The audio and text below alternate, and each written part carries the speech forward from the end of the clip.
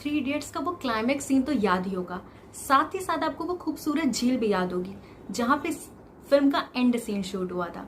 जी हाँ, इस झील का नाम है Pangong Tso. Right now the same Pangong Tso is the site of eye-to-eye confrontation between the Indian troops and the Chinese troops. Both the sides have ramped up their troop presence, but disengagement process is still underway. 15 जून को हुआ गलवान घाटी का मामला अभी पूरी तरह से शांत भी नहीं हुआ था कि चीन ने फिर से एक बार अपनी सीमा को लांघ करके भारत में आने की गुस्ताखी करी है। 29 अगस्त की रात लगभग 11 बजे 200 चीनी सैनिक अपनी सीमा को लांघ करके भारत में आते हैं, पर भारत को इसकी जानकारी पहले से मिल चुकी थी, इसलिए वो पूरी तरह से तैयार था और उसने चीन को मुंह तोड़ जवाब दिया है। इस हादसे में दोनों पक्ष में हाथापाई तो हुई, पर जान का कोई भी नुकसान नहीं हुआ। पूरी पिक्चर को समझने के लिए हम मैप का सहारा लेते हैं। पैंगोंग झील तो क्लियरली आपको दिख ही रही होगी। अब ये ब्लैक लाइन देखिए जो कि एलएसी है। ये एलएसी झील के थ्रू कट करती है और यही वो पोर्शन है जहां एलएसी वाटर के थ्रू जाती है, वरना बाकी एलएसी लैंड के थ्रू जाती है। तो ये हो गई पैंगोंग झील की लोकेशन। अब हम समझते हैं 8 फिंगर कॉन्सेप्ट जो इसी झील के रिलेशन में आता है। तो जैसे कि आप स्क्रीन पे देख सकते हैं, आपको पूरी 8 फिंगर्स दिख रही होगी, फिंगर नंबर 1 से लेके फिंगर नंबर 8 तक। अप्रैल में इंडिया के पास ये सारी 8 की 8 फिंगर्स थी।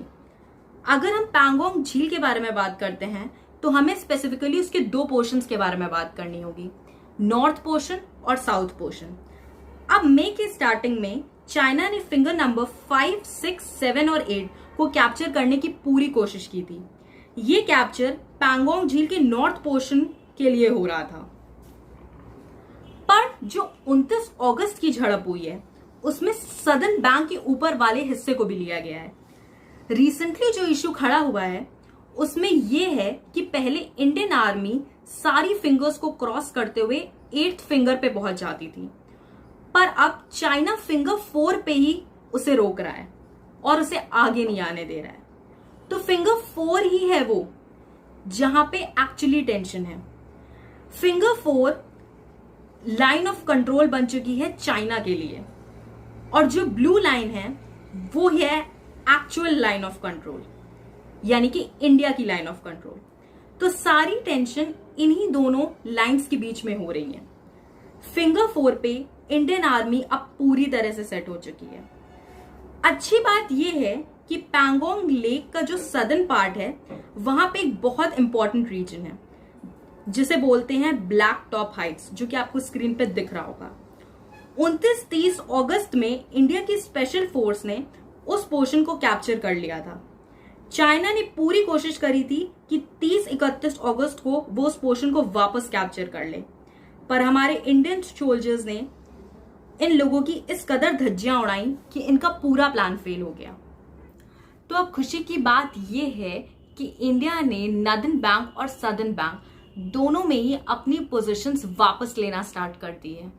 यहां तक कि white house chief of staff mark meadows ने अपने एक इंटरव्यू में ये तक कहा कि अमेरिकन आर्मी हर सिचुएशन में, हर स्थिति में इंडियन आर्मी के साथ खड़ी हुई है और अब चाइना को जवाब देना पड़ेगा, उसे बताना पड़ेगा कि वो किसी भी एरिया को इस तरह से डोमिनेट नहीं कर सकती, यानी कि वो किसी भी रीजन का डोमिनेंट फोर्स नहीं है।